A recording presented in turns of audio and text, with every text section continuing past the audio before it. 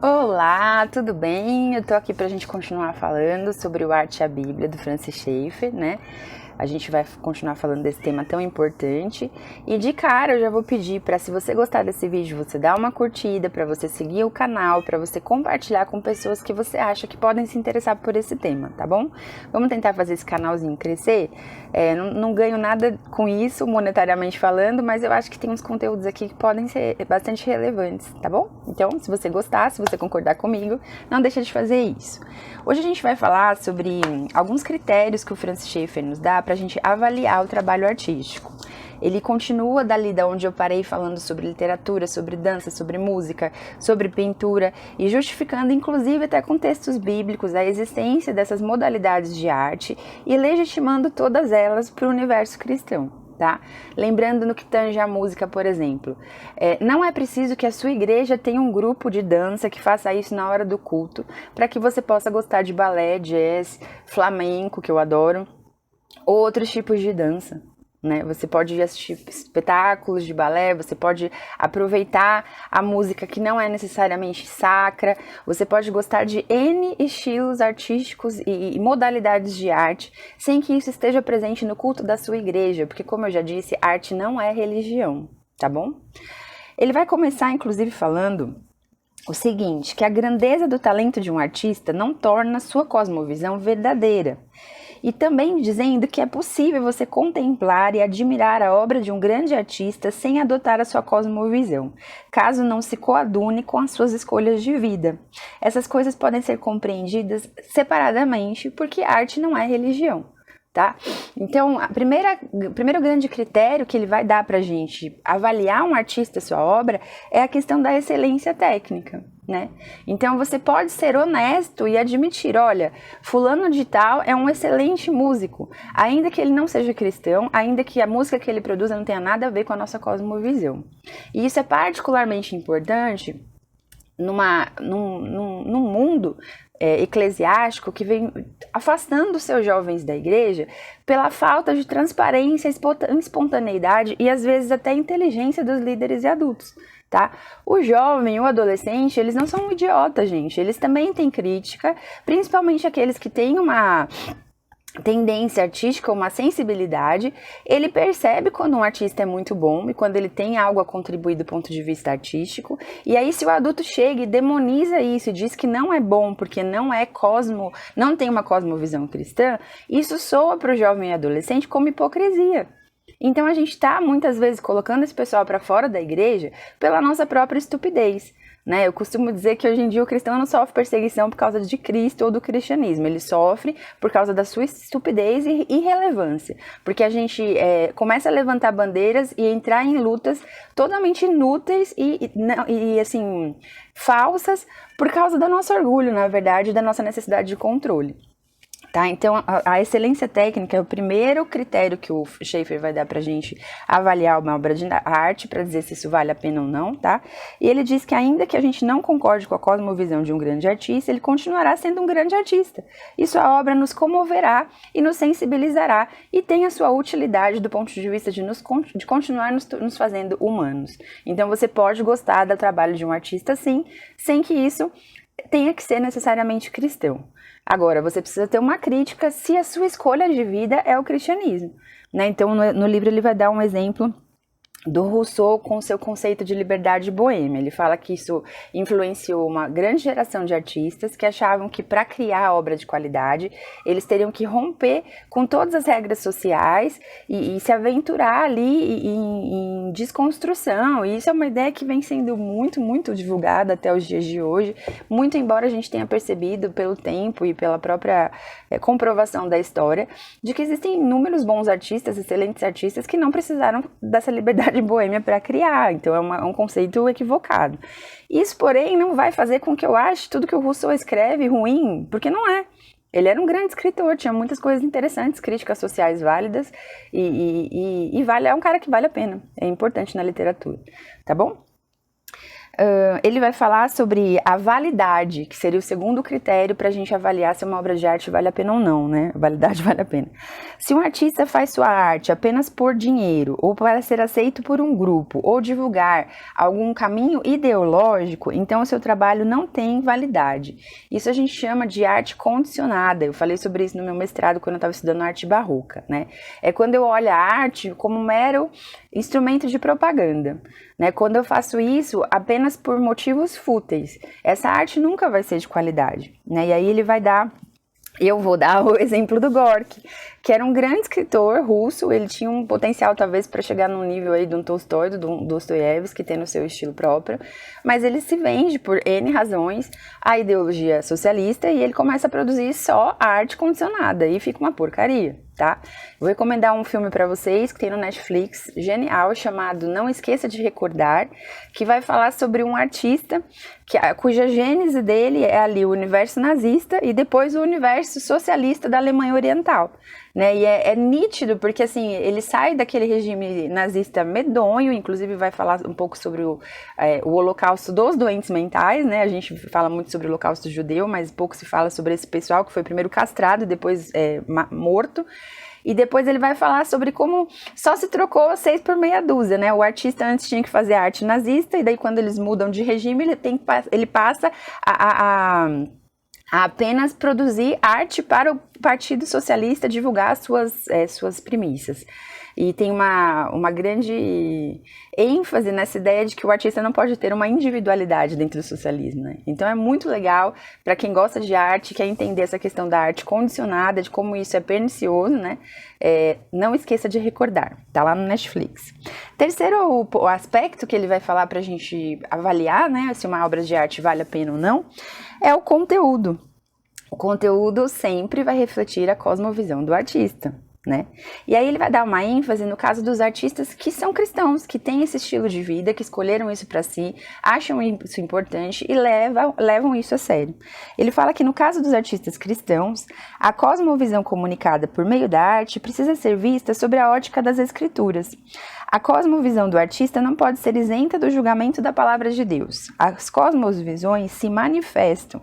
Se o artista é cristão, a sua cosmovisão vai nortear sua obra. Não é necessário que ele seja um evangelista ou um teólogo, ou ele tenha essa pegada de simplesmente fazer propaganda do cristianismo, tá? Senão vai virar arte condicionada.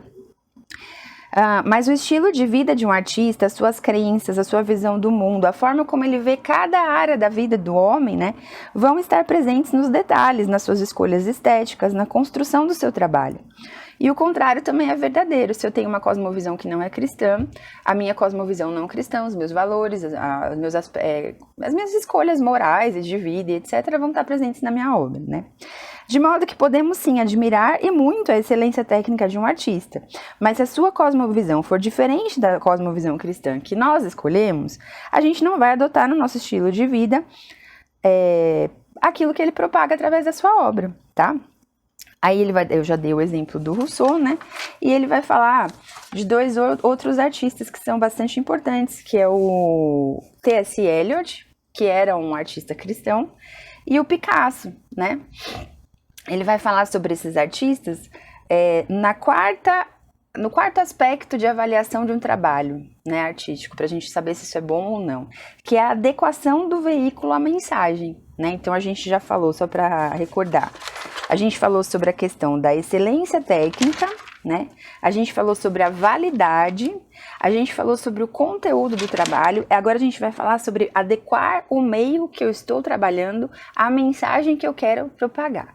Então ele vai pegar um trabalho do T.S. Eliot chamado Terra Devastada, que é um poema de 1922, onde ele dá uma renovada total no gênero literário, poesia, porque ele vai pegar uma coleção de fragmentos de linguagem, imagens e alusões retiradas aparentemente de forma randômica, aleatória, de toda sorte de literatura, filosofia, escritos religiosos, do passado ao presente, e ele monta esse poema transmitindo a ideia de que o homem moderno é um homem fragmentado. né? Eu lembrei agora do filme Fragmentado. A ideia é um pouco essa, só que mais ampla. E ele faz esse poema que ganhou muita visibilidade até os dias de hoje, porque ele é uma fotografia do que nós somos, né? De uma forma bastante nova, diferente e radical. Então isso é uma adequação do meio artístico, que no caso é a poesia, para passar a mensagem: olha, o homem moderno é um homem fragmentado, ele não tem chão, ele é todo quebrado, ele é uma grande colagem de múltiplos recortes, e é difícil para ele se achar por conta disso. E aí ele vai falar do Picasso, de uma obra chamada Demoiselle d'Avignon, que é de 1907, na verdade são prostitutas que ele tá retratando ali, onde o Picasso começa a pintura da esquerda para a direita. Na esquerda ele vai pintando as formas naturalmente, como a gente está acostumado a ver. A partir do meio vai ganhando um primitivismo, né? E depois, à direita, as mulheres têm formas abstratas e símbolos. Na verdade, elas parecem máscaras, né? São seres humanos que se tornam em monstros. Ele vai mostrando essa natureza estilhaçada do homem moderno, que vai acabando por perder a sua humanidade, né? Então, o poema e a pintura estão retratando a mesma característica do homem moderno. E eles fazem isso de forma brilhante, renovam ali as suas modalidades artísticas da época, né? A gente tem que contemplar toda a obra de arte à luz da sua técnica, validade, cosmovisão e adequação ao conteúdo. Aí ele vai falar uma coisa importante sobre a arte moderna. Existem muitos cristãos que demonizam a arte moderna, dizem que ela não tem espiritualidade, não tem nada de interessante, etc e tal. Mas ele diz que os estilos, eles se transformam. Novas formas de arte aparecem, a linguagem se transforma, a vida acontece. E isso está ok, porque isso é vida, né? Ele vai dar o exemplo do latim. A única linguagem que não se modifica é a linguagem morta. Quando ela para de ser falada pelas pessoas, a linguagem fica fixa, gramática, vocabulário, etc. Então, tanto a linguagem quanto a arte, de uma forma mais ampla, ela vai se modificando conforme o mundo vai se modificando. Então, é muito natural que hoje a gente tenha formas de arte diferentes das que se tinham no Renascimento. Volto a dizer para vocês, eu estudei isso na minha tese. O artista é um para-raio do mundo, né? Ele absorve o espírito da sua época, que é um conceito ali do Heidegger, e ele vai retratar no seu trabalho aquilo que ele chupou dos estímulos que ele recebe, né? Então, por que um artista africano não vai fazer arte gótica, né? Porque não tem nada a ver com a cultura dele a arte gótica. E às vezes a gente fica impondo isso até dentro das igrejas. A gente quer que a igreja indiana seja igual à igreja europeia. Isso é feito muito aqui no Brasil, né? Às vezes eu me pergunto, quando tá 42 graus, por que o pastor tem que pegar de terno e gravata, né? Então, assim, a gente acaba engessando um modelo e achando que aquilo ali é ser cristão. E não faz nenhum sentido, muito menos na arte. Tá bom? Porque se a arte é uma resposta àquilo que a gente está recebendo na época, na cultura, na cidade, no país, na linguagem que a gente vive, como é que eu vou fazer uma coisa que seja de 500 anos atrás, né? Então, impor um estilo de arte de ontem, quer seja no vocabulário, quer seja na arte, é burrice, tá? É não reconhecer que o tempo passa, que as transformações ocorrem, que a sociedade se renova, que discussões são feitas dia após dia sobre o nosso jeito de viver, sobre o nosso jeito de falar, sobre o nosso jeito de pensar e sentir, e que isso se transmite, né? O artista responde aos estímulos da época, do lugar, do grupo onde se insere, e isso é dinâmico. Tá? Cada forma de arte em cada cultura deve buscar sua própria relação entre a cosmovisão e o estilo. Aí é o que eu falei dos africanos góticos, né? Aí se a gente pensar na arte cristã propriamente dita, ela tem que ser atual, porque senão é a mesma coisa que eu estiver dizendo que a mensagem cristã é fixa num tempo e no espaço, aí a gente vai ter que ficar pensando em viver como se vivia na Palestina na época de Cristo, isso não faz nenhum sentido, né? Ela tem que ser coerente com os aspectos culturais do artista. E aí eu me lembro do meu pai, quando passou um tempo em Moçambique, que ele ia aos cultos, né? E o culto era embaixo da árvore, todo mundo em pé, e o culto durava 7 horas, porque as pessoas às vezes viajavam a pé 40 quilômetros para chegar para o culto. E eram 3 horas de louvor no atabaque. E meu pai era um pastor bastante conservador, tradicional, e quando ele voltou, ele tinha rompido com tudo isso, porque ele falou: minha filha, eu nunca vi tanta bênção, tanto fervor no louvor, quanto aquele pessoal cantando e dançando no atabaque, né? Que a gente aqui acaba associando muito a religiões afro-brasileiras e tal. É cultural, gente. Tá? O cristão japonês, ele vai expressar a sua vida, a sua arte do jeito dele, e o culto dele vai ser do jeito dele também. O indiano, o norte-americano, né? O brasileiro, a gente tem igrejas no Nordeste que o louvor é na base do forró. E é isso, gente. Por quê? Porque nós somos seres humanos inseridos dentro de uma cultura. Nós temos uma cosmovisão cristã que faz de nós um povo separado, de certa forma, mas um povo que se comunica com a cultura secular. A gente não está ilhado, a gente não vive em monastério, né? E nem foi esse o plano de Deus pra gente, né? Então a gente tem que entender essa questão de uma forma muito própria pra gente não ficar se escandalizando com coisa idiota. O artista cristão, ele pode e deve usar estilos da atualidade, ele só não deve se deixar dominar pela cosmovisão das quais ele talvez tenha surgido, né? Então eu me lembro de uma vez eu estava esperando meu pai no mercado, ele ia comprar uma coisa lá, eu tava esperando no carro e tava ouvindo música. Aí passando as rádios, tava lá, a música era assim: tá consumado, tá tudo consumado, na cruz de Cristo, tá tudo consumado. Se você for paulistano ou tiver acesso a esse tipo de situação, essa música é baseada num funk, que dizem ser o hino do PCC, que é aquela... não sei nem que nome dá, irmandade criminosa que existe em São Paulo. Então a pessoa pegou, quis ser tão atual que quis fazer um funk e simplesmente fez uma paródia do hino do PCC para cantar na igreja. Então assim, você não pode ser atual ao ponto de não ter críticas sobre o que você está fazendo, né? Agora, você pode sim fazer uma coisa muito moderna, muito coerente com a sociedade que você está vivendo, que vai ter um apelo, inclusive, grande, porque as pessoas vão se sentir entendidas e vão compreender a sua mensagem, sendo inteligente e tendo uma crítica daquilo que você está fazendo, tá? Exemplo, o pessoal que faz forró cristão. As letras são boas, o ritmo é bom, né? A gente tem bandas de rock cristão, a gente tem... cantores líricos cristãos, né? Então o estilo não é uma coisa que deve servir como aprisionamento. Essa coisa de sacro e profano é um pouco complicado, né? E aí, para encerrar, eu só queria falar um pouquinho sobre o que é essa tal de cosmovisão cristã dentro da arte, que não tá só fixa numa mensagem pronta, né? Naquela arte brega de escola dominical que a gente citou da outra vez. Na cosmovisão cristã, a gente tem basicamente dois temas presentes, e que se a gente for analisar, de repente a gente pode até fazer um trabalho sobre isso. Analisar a cosmovisão, o conteúdo de obras de arte de artistas assumidamente cristãos, a gente vai ver sempre isso presente, né? Então a gente tem um tema menor, que é a imperfeição do mundo e a natureza caída, esse mundo rebelde, acaba virando uma coisa assim um pouco pessimista, escura, triste, porque fala de uma separação do homem com Deus, né? De um caminho mesmo... sem perspectiva, de uma solidão espiritual, existencial, né? Então é aquela coisa mais, assim, quase nihilista, sabe? Então esse tema tá presente, é um tema menor. E a gente tem um tema maior que diz respeito à plenitude de sentido e propósito de vida a partir da reconciliação com Deus.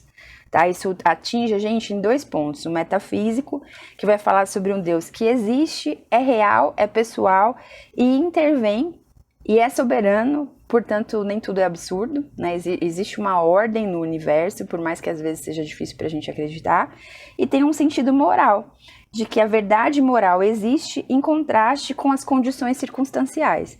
Então eu tenho uma outra possibilidade além da queda. Eu tenho uma perspectiva de redenção, né? É uma visão mais otimista quanto à existência, porque ela é fundamentada na existência de um Deus infinito, amoroso e pessoal, que existe e criou todas as coisas, inclusive o homem à sua imagem. Caímos, mas a obra de Deus em Cristo nos devolve a plenitude dessa imagem. E a perspectiva, a nossa esperança, é de retornar ao paraíso com Deus, né? Um paraíso mais amplo e diferente, nem olhos viram, nem ouvidos ouviram, né? O que Deus tem preparado para aqueles que o amam, mas essa perspectiva é possível e existe. Em síntese, a cosmovisão cristã fala da lei do amor em um mundo imerso em destruição. Então, é isso que o artista cristão vai trazer na sua obra, mesmo que ele não esteja pensando sobre isso, se ele for um verdadeiro cristão, tá bom? Pessoal, eu acho esse livro, assim, riquíssimo. Queria ter mais tempo pra gente falar sobre ele, mas eu acho que pelo menos eu já despertei em vocês a curiosidade, a vontade de ler. Eu adoro o tema de arte, literatura, é uma coisa que tá no meu coração. Então eu fiquei muito feliz de poder compartilhar isso com vocês. Vão ter outros trabalhos falando sobre isso, certamente. Eu já adquiri uns outros livros aí que eu andei garimpando, ouvi outras pessoas que eu sei que estudam e leem bastante indicando. Então a gente vai continuar falando sobre esse trabalho e volto a dizer, se você gostou, dá uma curtida, compartilha com pessoas que você sabe que vai gostar também, ajuda a gente a crescer, tá bom? Porque eu acho que essa mensagem aqui que tá embutida na nossa cosmovisão cristã, ela é muito rica, ela é redentora e ela pode contribuir muito culturalmente e é nosso dever isso, né, gente? Se a gente pensar no mandato cultural e tudo mais. Tá bom? Fique com Deus, até o próximo. Logo mais eu volto aí com um livro literário pra gente fazer um revezamento. Lembra que eu tinha proposto isso lá atrás? Abraço, gente. Até mais.